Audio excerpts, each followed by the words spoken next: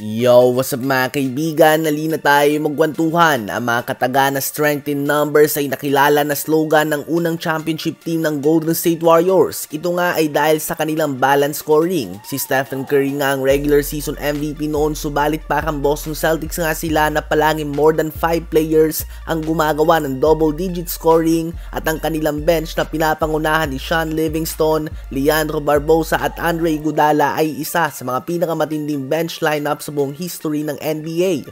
Ito nga ang Warriors na humakot ng madaming fans noon. Dumami lang nga ang kanilang haters nung napunta sa kanila si KD at nasundan pa ito ng DeMarcus Cousins. Well, ngayon nga ay tila ba gumagawa ng comeback ang strength in numbers. Ang team nga nila ay napakalalim ngayon at ang daming gumagawa. Palaging multiple players ang gumagawa ng double-digit scoring at muli natin nakikita ang galing ni Steve Kerr at ng kanyang system bilang isang coach. Hirap nga siyang i-handle ang madaming star players. Subalit kapag binigyan mo siya ng isa o dalawang star player at papalibutan ito ng mga solid role players, may kakayahan nga siya na gawin itong championship caliber team.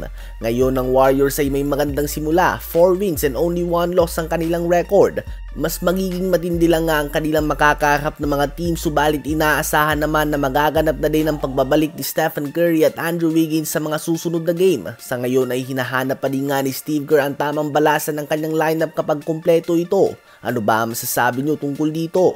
Habang inamin naman ng number 1 pick sa NBA draft ngayong taon na si Zachary Rissace na nahihirapan siya na mag-adjust sa NBA. Sa France nga daw ay isa na siya sa mga pinaka-athletic na player, subalit dito ay regular lamang kanyang athleticism. Well, ang number 1 pick ay naglalaro ngayon na tila ba ay hindi siya isang number 1 pick. May average lamang siya ng 9.2 points, 3.2 rebounds and 1.2 assists per game on 35% shooting sa field sa average playing time na 25 minutes per game. So definitely hindi nga yan ang stats na inaasahan mo para sa isang future franchise player. Maaga pa sa season, subalit hindi nga siya nagpapakita ng star potential so far. Kanina ay naglaro siya ng kanyang best game laban sa Washington Wizards sa may worst defense sa buong NBA. Siya ay nagtala ng 17 points, 6 rebounds on 7 of 15 shooting sa field. 8 points din sa kanyang 17 points ay nanggaling na nga sa garbage time. Ano ba masasabi nyo sa performance ng number 1 pick so far sa season na ito?